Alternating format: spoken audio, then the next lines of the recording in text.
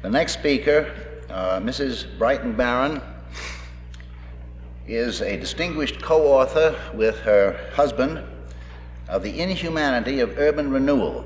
There are books out on one of the stalls here, and I recommend that you read that book. I have looked into it. I haven't read it myself, but I've read reviews of it, and it is excellent.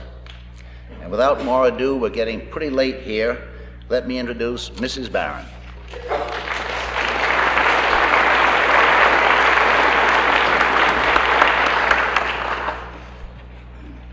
Mr. Moderator, and friends who love home, country, and God. With the moderator's permission, I would quickly like to introduce a young man that made my visit to your rally last year one of the memorable ones, and he's here today, and I think he's one of the most devoted conservatives in our country. Would Paul Brislin run forward and take a bow? He was valedictorian of his 8th grade.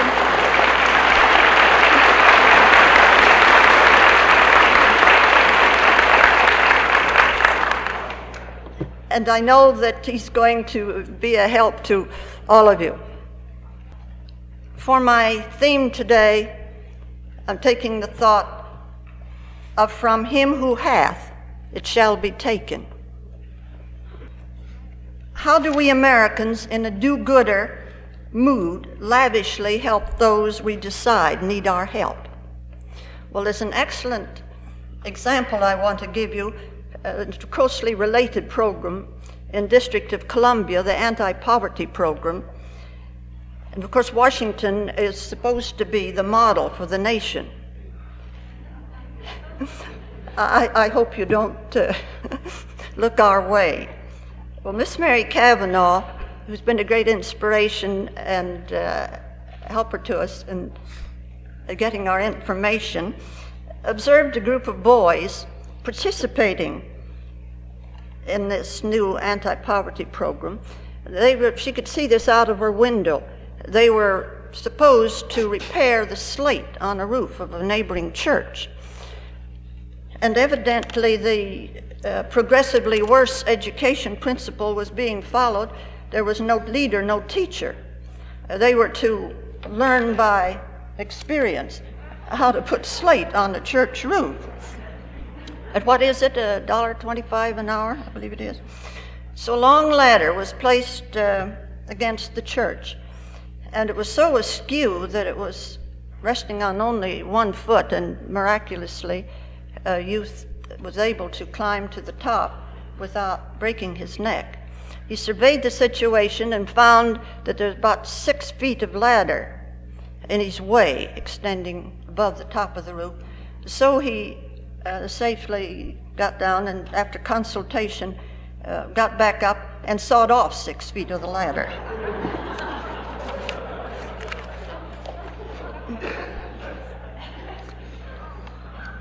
The results of the urban renewal program foisted upon us by the do-gooders are not as humorous as this, which did not have as far-reaching effect as the blunders and worse that are done to the people in our country. As a summary of what it has meant in our model community of the model program in the District of Columbia, let me quote an extract from some testimony of Mrs. A.C. Hagan, who went through the program. For the people involved, when urban renewal, for the people involved, urban renewal is no rosy dream. It is a hair-raising, long drawn-out nightmare disrupting home and community. We didn't think it could happen here, and we were unorganized to combat it. Someone said that owners will come out whole. This is a mockery or ignorance and misleading. As a home economist experienced in housing who has lost nearly $20,000 in cash and far more in value, I personally know that owners do not come out whole. Many think they come out more nearly cut in half when they looked for comparable property. Losses of $5,000, $10,000, $15,000 were commonly claimed, and business losses were unbelievable. Some who had homes free and clear now have no better places, less desirably located, with mortgages on them. Some who were self-sustaining find themselves public charges or potential public charges. In the worst plight of all are those who had homes and businesses taken with inadequate funds and failing strength to begin again. Now, the one tiny gleam of light, July 1st in our Washington Star, Senator Muskie, before a Senate subcommittee, said the problem of urban renewal is substantial and growing. So he's very much agitated about it, evidently, and surely something will come after that strong indictment.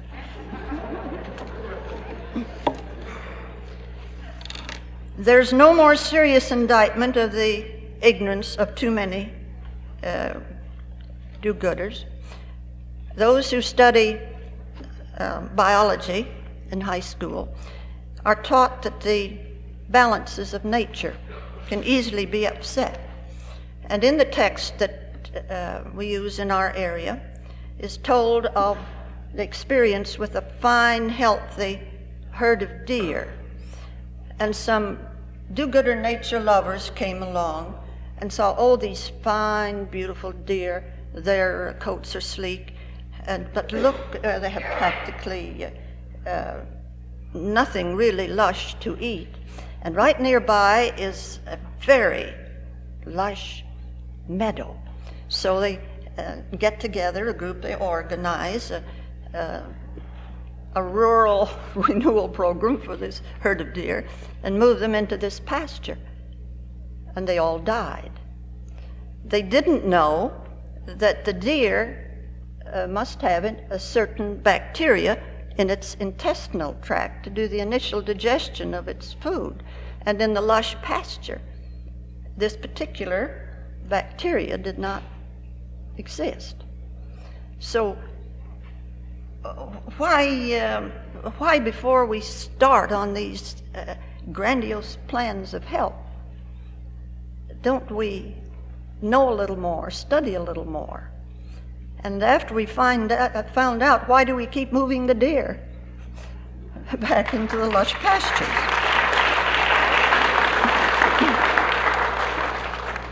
There's a question that haunts me. Do we not owe as much to the future generations as to the present? Is moving people to lusher pastures the solution? In our nation's capital, for instance, about 80% of the population belongs to a group which largely populates the slums, commits most of the crimes, has the largest unemployment and birth rate, and the largest percent of illiteracy and illegitimacy.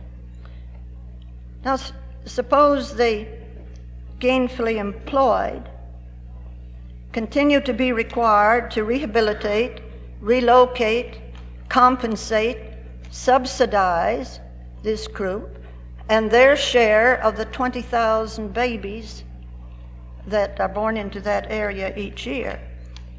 What is our future going to be like? Something is going to happen to Santa Claus, that's certain. Furthermore, contrary to the accounts of the proponents of urban renewal, well, I was very surprised to hear this. I suppose this gentleman has been a proponent of urban renewal because he is the executive director of the Governmental Housing Agency, the RCHA of the district. But June 28th, over a CBS network, he said that dilapidation of houses is not the major problem, that it's overcrowding.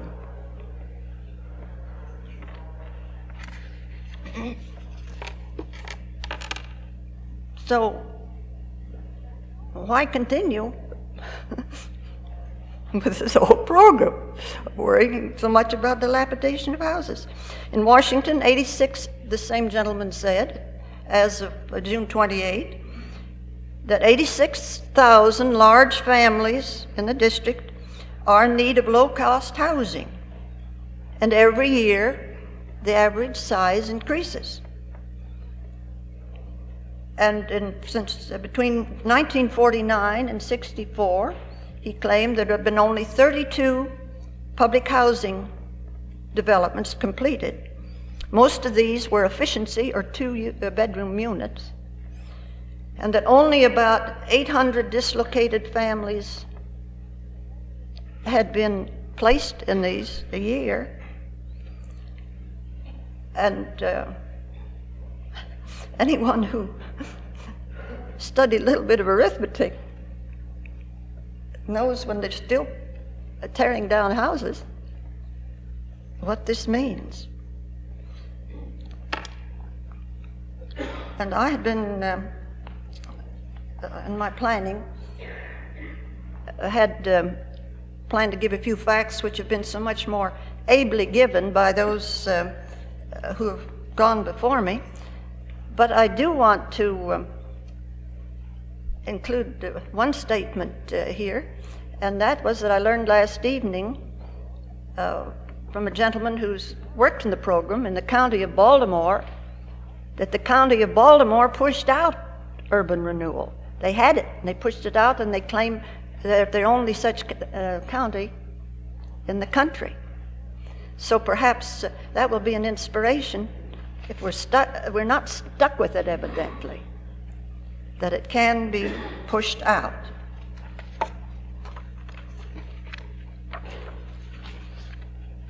But too few people we have found have been aware that those who are displaced could I have a sip of water, please? Quite frankly, I'm a little scared. Thank you. I hope not to show it. You people know that before you came here, and as you were told, that these displaced people are moved, if they are replaced, found a place at all, into inferior housing. But most of them are not found a place at all. And I understand by those who have read the laws say that although people are told that the government must find a place for them, that the law doesn't put it that way, and that the governmental agencies don't feel that they have to do it. As a matter of fact, in this same program, and as it was reported in the television program talking about the question, and in the paper the next day, the governmental agencies said that they couldn't be expected to have a list of available places for these evictees to move to, that it would cost $500,000 to make such a list, and it would cost $50,000 a year to maintain it. So how could they be, governmental agencies, be expected, with that great expenditure of time and effort, to find places for these people to live?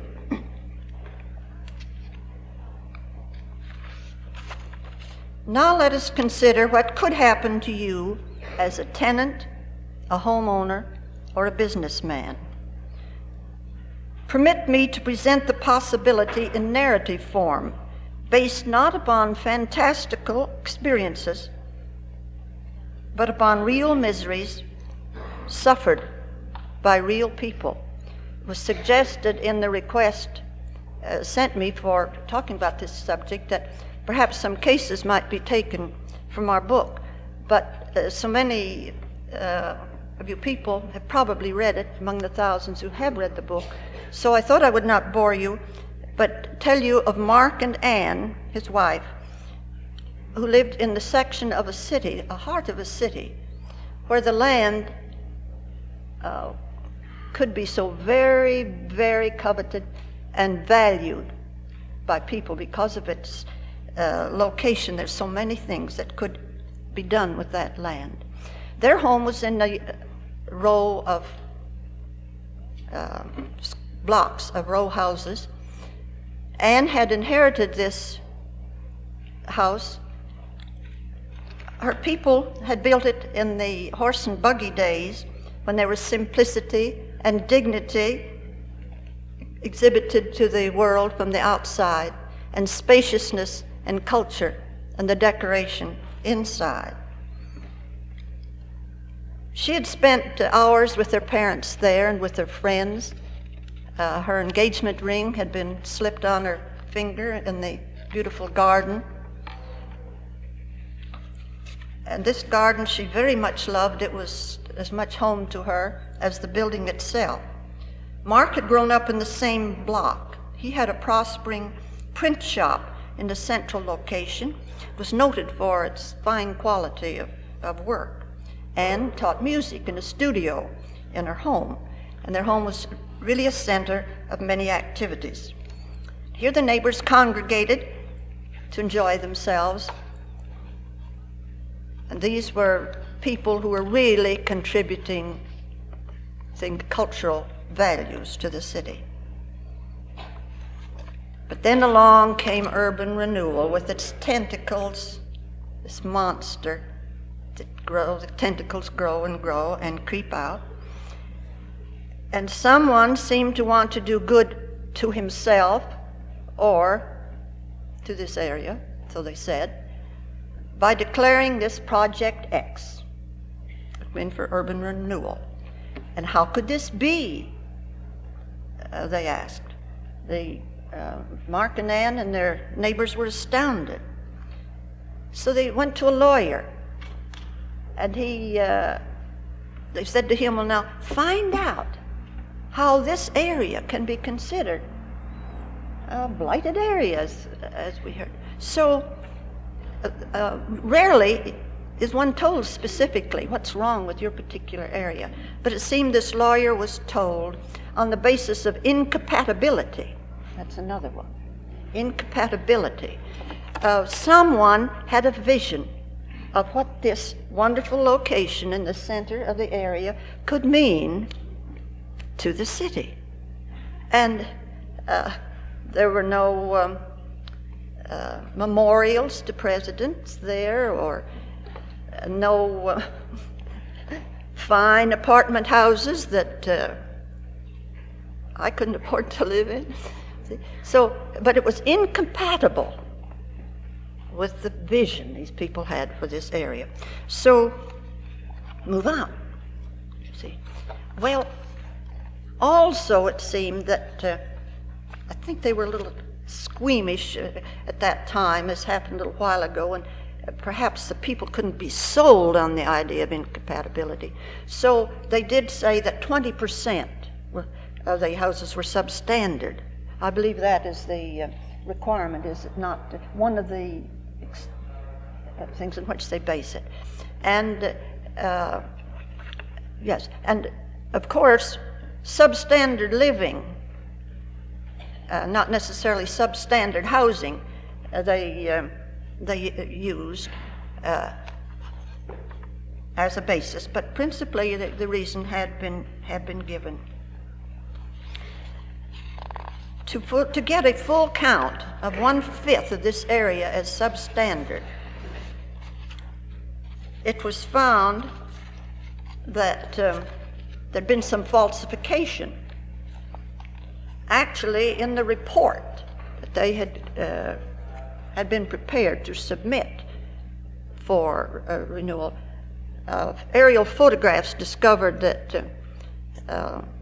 one or two incompatible, substandard houses didn't even exist.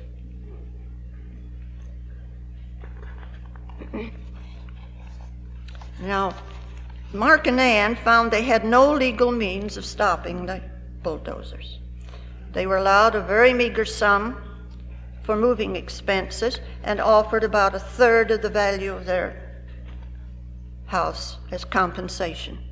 And as we have been told, they made the mistake of trying to go to court about it. And they never did get their money. They died before the case even came to court,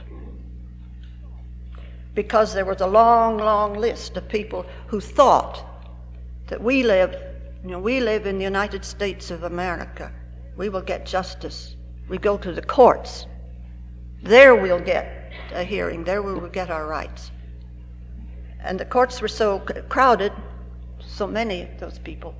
And when they did go through the courts, in very few cases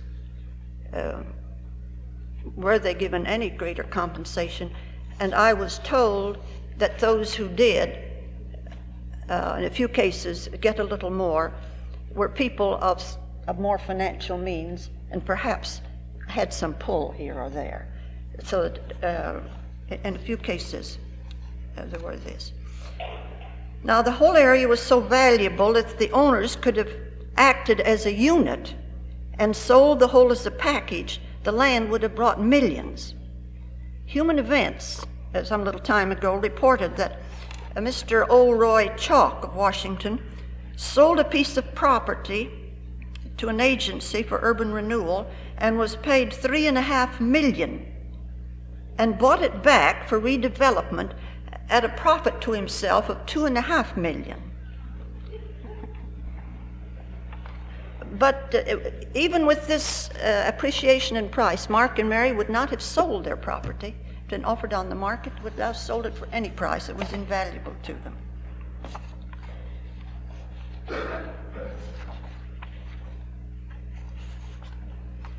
Then demolition contracts were awarded.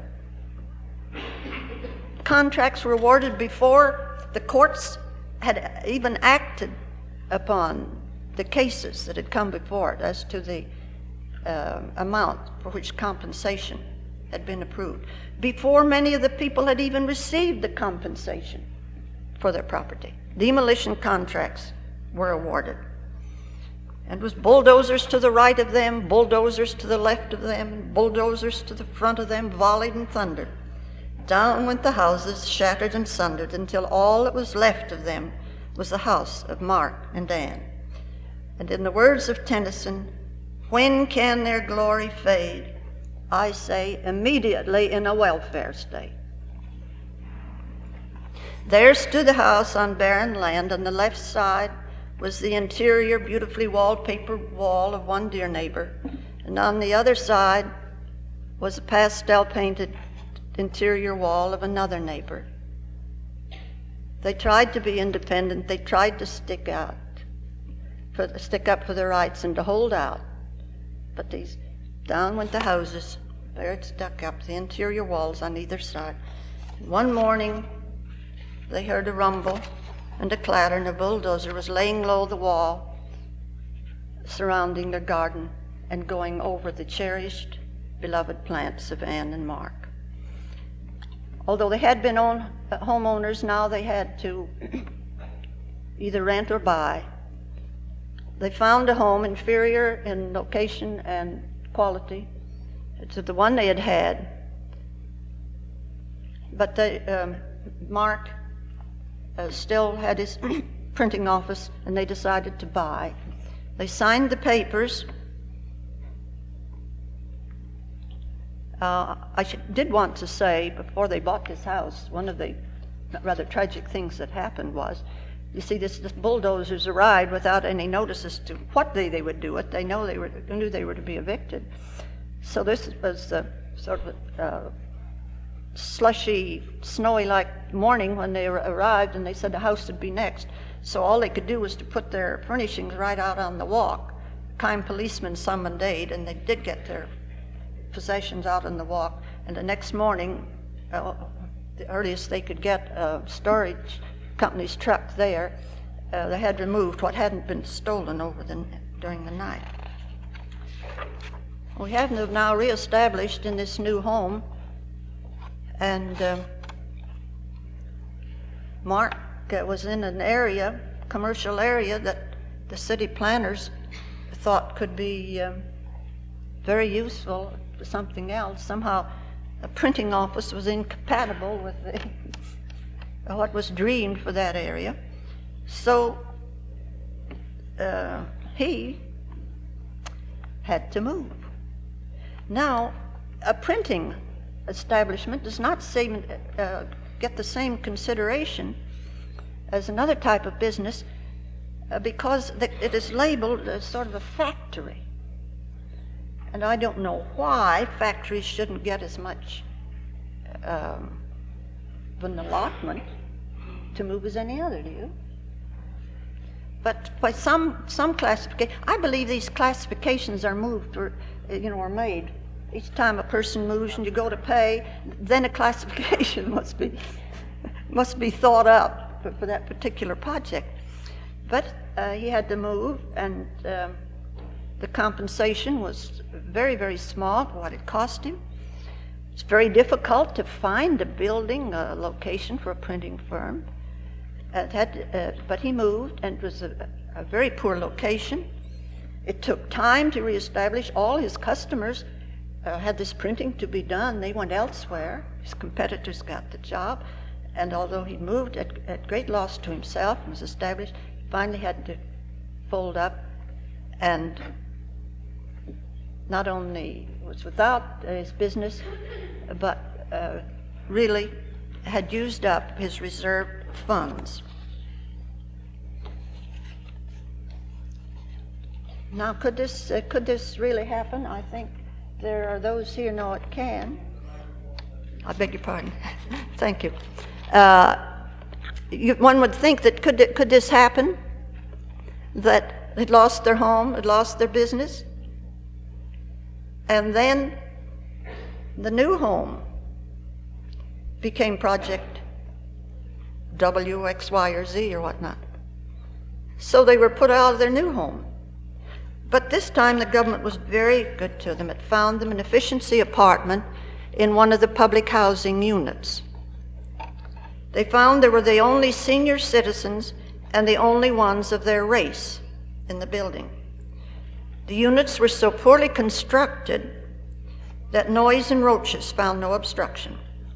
To take the garbage to the cans in the basement was a nauseating experience, for the other tenants just tossed theirs on the floor. It was a trial to use the stairways because drunk tenants came in at night and frequently upchucked over the stairways, and they were not cleaned for a long time. Obscenities were scribbled on the walls. Mark and Ann were jostled in the hallways. One summer day, the windows had to be opened. They opened onto a balcony that extended the length of the unit. One of the persons living in the apartment unit entered through Ann's window, and she was raped. They had to keep their windows closed, no air conditioning. It became unbearable, so they took the few things they could carry, the necessities, and walked out, went back to the living area from which they'd really been evacuated. The old church had not yet been demolished. They moved into the basement and lived there as best they could. And day after day for the rest of that summer and winter, Mark, unable to find other work, sat knocking by hand the cement off the rubble of bricks. Payment was by piecework, and often Ann would go out at night and try to increase this pile of bricks. It was known for some time that these two were living illegally in the condemned church. The church authorities offered no help. Someone in the area who could do nothing herself, but did take it upon herself to try to inform people, went to welfare agencies, went to radio commentators, conservative and liberal alike, to certain newspapers, conservative, liberal, and the like, could get no publicity and seemingly no help for these people. They died of starvation and cold. The 26th of June this year, an administrator of an urban renewal agency discovered, to his delight, that the still undeveloped area where once stood the home of Mark and Ann had appreciated $10 million since their home had been razed. What is planned for your golden years? God bless you.